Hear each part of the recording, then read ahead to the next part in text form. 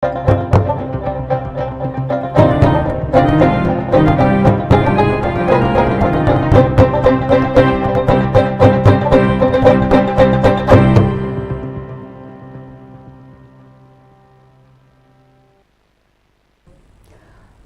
শুভ সন্ধ্যা। আমি মীনাক্ষী। চোখ রাখছি মুহূর্তের খবরে।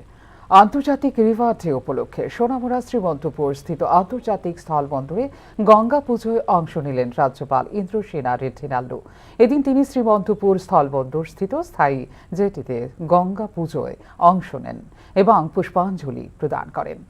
পাশাপাশি গোমতী নদীকেও পূজা করেন তিনি। প্রথমে রাজ্যপালকে সীমান্তরক্ষী বাহিনীর পক্ষ থেকে গার্ড অফ অনার জানানো হয়। পুজো শেষে দিনটি তাৎপর্য তুলে ধরে তিনি বলেন, যেহেতু গোমতী নদী রাজ্যের অন্যতম নদী, তাই তিনি গোমতীর পাড়েই এসেছেন গঙ্গা মায়ের পুজোর জন্য।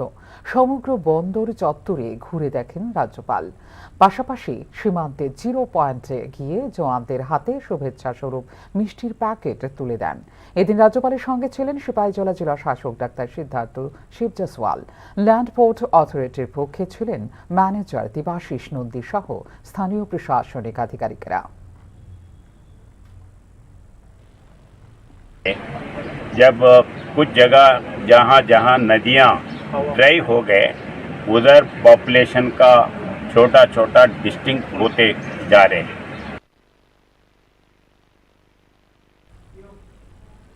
কংগ্রেস বিধায়ক সুদীপ রায় বর্মনের বিরুদ্ধে আদালতে মানহানির মামলা করলেন মুখ্যমন্ত্রীর ওএসডি পরমানন্দ সরকার ব্যানার্জি। বিধানসভা এবং সাংবাদিক সম্মেলনে ভিত্তিহীন অভিযোগ করেছেন সুদীপ রায় বর্মন বলে আদালতে মামলা করলেন মুখ্যমন্ত্রীর ওএসডি পরমানন্দ সরকার ব্যানার্জি। আগরতলার চিফ জুডিশিয়াল ম্যাজিস্ট্রেটের আদালতে এই মামলা করেন মুখ্যমন্ত্রীর অফিসার অন স্পেশাল ডিউটি পরমানন্দ সরকার ব্যানার্জি। সম্প্রতি যেভাবে বিধায়ক সুদীপ রায় বর্মন বিধানসভায় দাঁড়িয়ে কুমন্তব্য করেছেন, তাতে তার ব্যক্তি ইমেজকে নানাভাবে ক্ষুণ্ণ করেছে বলে আদালতে দায়ের করা কয়েক পাতার মামলায় স্পষ্ট উল্লেখ করেছেন পরমানন্দ সরকার ব্যানার্জি। 2015 সালে ফ্যাক্টরিজ অ্যান্ড বয়েলস অর্গানাইজেশনে ইন্সপেক্টর অফ ফ্যাক্টরিজ পদ থেকে অবসর নেন পরমানন্দ সরকার ব্যানার্জি। 2022 সালে রাজ্যের মুখ্যমন্ত্রীর ওএসডি পদে যোগদান করেন তিনি। মুখ্যমন্ত্রীর ওএসডির নামে সরকারি কাজ থেকে কমিশন নেওয়া, সরকারি টাকায় ব্যক্তিগত ঘোরাফেরা করার অভিযোগ তুলেছিলেন কংগ্রেস বিধায়ক সুদীপ রায় বর্মন। মামলাটি ভারতীয় নাগরিক সুরক্ষা সংহতি 210 ধারা এবং ভারতীয় ন্যায় সংহতির 356(2) এবং 356(3) ধারায় নথিভুক্ত হয়েছে। কংগ্রেস বিধায়ক সুদীপ রায় বর্মন, কংগ্রেস সভাপতি আশিস কুমার সাহা সহ 6 জনের বিরুদ্ধে আগরতলায় সিজিএম আদালতে মানহানি মামলা করেন মুখ্যমন্ত্রীর ওএসডি পরমানন্দ সরকার ব্যানার্জি। মুখ্যমন্ত্রীর ওএসডি হয়ে বিভিন্ন সরকারি কাজ থেকে ও 4 থেকে 6% কমিশন নেন বলে সাংবাদিক সম্মেলনে অভিযোগ করেছিলেন বিধায়ক। এদিকে ত্রিপুরা পাবলিক সার্ভিস কমিশনকে ম্যানেজ করে ত্রিপুরা জুডিশিয়াল একাডেমিতে নিজের পরিজনের জন্য উচ্চ বেতনে চাকুরি বাগিয়ে নেওয়ার অভিযোগও রয়েছে পরমানন্দ সরকার ব্যানার্জির বিরুদ্ধে। বিশ্বাস করে যাদেরকে প্রশাসনে বসিয়েছেন মুখ্যমন্ত্রী ডক্টর মানিক সাহা, তারাই আজ পেছনে পেছনে এই দুর্নীতির মূলক কাজকর্ম করে মুখ্যমন্ত্রীর বিরুদ্ধে ষড়যন্ত্র করছেন বলে সাম্প্রতিক বিধানসভা অধিবেশনে মন্তব্য করেছিলেন কংগ্রেস বিধায়ক সুদীপ রায় বর্মন। আগামী 25 সেপ্টেম্বর এই মামলার পরবর্তী শুনানির দিন ধার্য করা হয়েছে বলে জানিয়েছে আদালত। Bureau report, news now. এই মুহূর্তে নিয়ে নিব ছোট্ট বিজ্ঞাপন বিরতি। বিরতির পর ফিরে আসবো নাটক খবরে। সঙ্গে থাকুন। আপনি দেখছেন নিউজ নাও, আমরা জানি কোনটা খবর। তুমি আছো রান্নাঘরে, তাই সুগন্ধে ভরে, যা খুশি তেমনই খাই, তোমার জাদুর রান্নায় থাকে শুধু লংতরাই, থাকে শুধু লংতরাই। কত কেজি রান্না হয়, মনটাই করছো জয়, ভালোবেসে বলছি তাই, রান্নায় তোমাকে চাই, চাই শুধু লংতরাই, চাই শুধু লংতরাই। লংতরাই গুঁড়ো মশলা, রান্নায় তোমাকে চাই, চাই শুধু লংতরাই। Step into the realm of Assam Downtown University, where we encourage success, experience the pinnacle of academic excellence, and live your best days. আপনি দেখছেন নিউজ নাও, আমরা জানি কোনটা খবর। বিরতির পর আপনাদের আবারও স্বাগত। চোখ রাখছি অন্যান্য খবরে। রাজ্যের বিভিন্ন মহাবিদ্যালয়ে অধ্যাপকের 289টি শূন্যপদ রয়েছে এই মুহূর্তে। এর মধ্যে কিছু শূন্যপদে নিয়োগের জন্য মন্ত্রিসভায় সিদ্ধান্ত নেওয়া হয়েছে বলে জানালেন মুখ্যমন্ত্রী ডাক্তার মানিক সাহা। রবিবার অখিল ভারতীয় রাষ্ট্রীয় শিক্ষক মহাসংঘের বার্ষিক সাধারণ সভায় বক্তব্য রাখতে গিয়ে রাজ্যে একটি মুক্ত বিশ্ববিদ্যালয় স্থাপন করার সিদ্ধান্ত নেওয়া হয়েছে বলে জানিয়েছেন মুখ্যমন্ত্রী।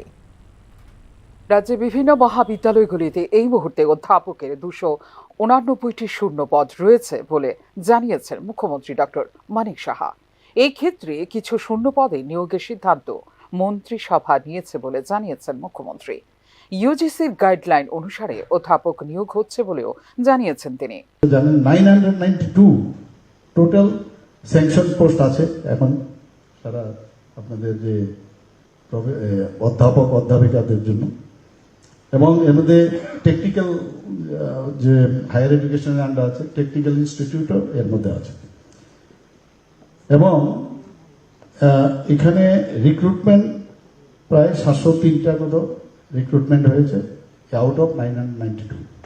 ভ্যাকেন্সি আছে এখনো 289 প্রায়, যে আমার কাছে যে ডাটা একটু আগে অবশ্য আমার পূর্ববর্তী বক্তা বলেছেন, কিন্তু আমরা আরো চাইছি যে ভ্যাকেন্সি পোস্টগুলো আছে সেটাকে যাতে ফিল আপ করা যায়, তারও প্রক্রিয়া কিন্তু চলছে। ক্যাবিনেটও একবার এর মধ্যে কিছু করেছে, আরো কিছু আগামী দিন আমরা করব।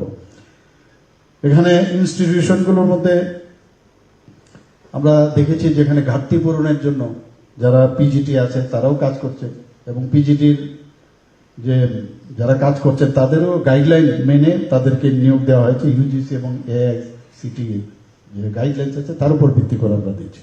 রবিবার অখিল ভারতীয় রাষ্ট্রীয় শিক্ষক মহাসংঘের বার্ষিক সাধারণ সভায় বক্তব্য রাখতে গিয়ে রাজ্যে একটি মুক্ত বিশ্ববিদ্যালয় স্থাপন করার সিদ্ধান্ত নেওয়া হয়েছে বলে জানিয়েছেন মুখ্যমন্ত্রী। এছাড়া প্রয়োজনে আরও একটি মহিলা মহাবিদ্যালয় স্থাপন করা হবে বলেও জানিয়েছেন তিনি। আমাদের রাজ্যে একটাই মহিলা কলেজ আপনারা সবাই জানেন, এবং অনেকে আমার বিধানসভার মধ্যে অনেকে প্রশ্ন করেছিলেন আমাকে আর কোনো মহিলা কলেজ অন্য কোনো জায়গার মধ্যে হবে কিনা। তো আমরা বলেছি এটা সময়ের তাগিদে যদি প্রয়োজন হয় নিশ্চয়ই আমরা করব, কিন্তু যে ডিমান্ড আর সাপ্লাইয়ের মধ্যে আমরা দেখেছি বহু জায়গায় ইনস্টিটিউশন আছে, অনেক কলেজে দেখা যায় ছাত্রীর সংখ্যাও কম। তো সেই ডাটার উপর ভিত্তি করে আমরা বলছি যদি দেখা যায় স্টুডেন্ট আরো দরকার সেখানে আমরা করব। তো এখানে আমাদের এখন ত্রিপুরাতে যেহেতু আমরা শান্তি সম্প্রতি বজায় রেখেছি, এখানে মানুষ কিন্তু এখন ত্রিপুরাতে ইনভেস্টার প্রচুর আসছে, বিশেষ করে এডুকেশন সেক্টরে বহু। এখন ত্রিপুরাতে সেন্ট্রাল ইউনিভার্সিটি আছে, ত্রিপুরা ইউনিভার্সিটি, আর একটা আমাদের এমবিবি ইউনিভার্সিটি আছে। তাছাড়াও প্রাইভেট প্রায় অনেকগুলো এসছে, এর মধ্যে যেমন ধামাদীপা ইউনিভার্সিটি একটা এসছে, ধামাদীপা আপনারা জানেন সাউথে। ইকফা ইউনিভার্সিটি আছে, টেকনো ইউনিভার্সিটি হয়েছে, আরিয়াভাট ইউনিভার্সিটি নর্থে, সেটা আমরা বিধানসভা পাশ করে সেখানেও কাজ আরম্ভ হয়ে গেছে অলরেডি। ন্যাশনাল ফরেন্সিক যে ইউনিভার্সিটি সেটাও আমাদের এখানে ত্রিপুরাতে হয়েছে। ন্যাশনাল যে সংস্কৃত কলেজ, সংস্কৃত ইউনিভার্সিটি, সেটাও আমাদের ত্রিপুরাতে আছে। আরেকটা রিসেন্টলি আমরা পাশ করেছি বিধানসভায়, সেটা হচ্ছে ওপেন ইউনিভার্সিটি। তো মানুষ আসছে বাইরের থেকে এখানে। আমরা চাই যে এখানে স্বাস্থ্যর যেরকম একটা মেডিকেল হাব হবে, এবং তদ্রূপ 12 জন সহকারী অধ্যাপক নিয়োগের জন্য সর্বশেষ 2022 সালের 27 ডিসেম্বর বিজ্ঞপ্তি জারি করেছিল টিপিএসসি। এরপর কলেজগুলিতে অধ্যাপক নিয়োগে জারি হয়নি কোনো বিজ্ঞপ্তি। তবে চুক্তির ভিত্তিতে কলেজ শিক্ষক নিয়োগ করেছে রাজ্য সরকার, যা নিয়ে আপত্তি জানিয়েছে বিরোধী রাজনৈতিক দলগুলো। রাজ্য যেখানে এডুকেশন এবং মেডিকেল হাব গঠন করার পরিকল্পনা রয়েছে রাজ্য সরকারের, সেই ক্ষেত্রে পর্যাপ্ত শিক্ষক অধ্যাপক নিয়োগ অত্যন্ত গুরুত্বপূর্ণ বলেই মনে করছেন সংশ্লিষ্ট তথ্যবিজ্ঞ মহল। ফিওরো রিপোর্ট, নিউজ নাও। এদিকে বেপরোয়া যান চালনা ও ট্রাফিক দপ্তরের উদাসীনতার কারণে বিশালগড় এলাকায় সড়ক দুর্ঘটনা এখন নিত্যদিনের ঘটনা হয়ে দাঁড়িয়েছে। ছুটির দিন রবিবারেও বিশালগড় বাইপাস সড়কে বাইক স্কুটি সংঘর্ষে আহত হয় এক গৃহবধূ। আহত গৃহবধূর নাম রিনা রিয়াং। ঘটনায় জানা যায়, স্বামীর সঙ্গে স্কুটিতে করে করবুকের উদ্দেশ্যে যাওয়ার পথে বিশালগড় বাইপাস সড়কে তাদের বাহনটিকে সজোরে ধাক্কা মারে TR07A 7557 নম্বরের একটি দ্রুত গতিতে আসা বাইক। বাইক স্কুটির মুখোমুখি সংঘর্ষে রাস্তায় ছিটকে পড়েন স্কুটিতে থাকা গৃহবধূ রিনা রিয়াং। আহত গৃহবধূকে উদ্ধার করে হাসপাতালে নিয়ে যায় ট্রাফিক দপ্তরের কর্মীরা। অন্যদিকে ঘটনাস্থল থেকে পালিয়ে যায় বাইক চালক। দুর্ঘটনায় অল্প বিস্তর আঘাত পেয়েছে রিনা রিয়াং এর স্বামীও। তো এনো আয়া পড়ছে তারা, আমি হরন দিছি, তইলে হে পেছনে দেখছি না, তইলে লাগিয়ে রয়েছে। আর তোমার কারোর কোনো ক্ষতি হয়েছে? আমার একটু জিএফ ক্ষতি হয়েছে। আপনার কি হয়? জিএফ। আচ্ছা আচ্ছা, আপনার নাম কি? গৌরব শাহ। আমার বাড়ি কোনখানে? করবুক। এখনকার মতো এই মুহূর্তের সংবাদ এই পর্যন্ত। অন্যান্য আপডেটস দেখার জন্য অবশ্যই নজর রাখতে হবে নিউজ নাওয়ের পর্দায়। নমস্কার।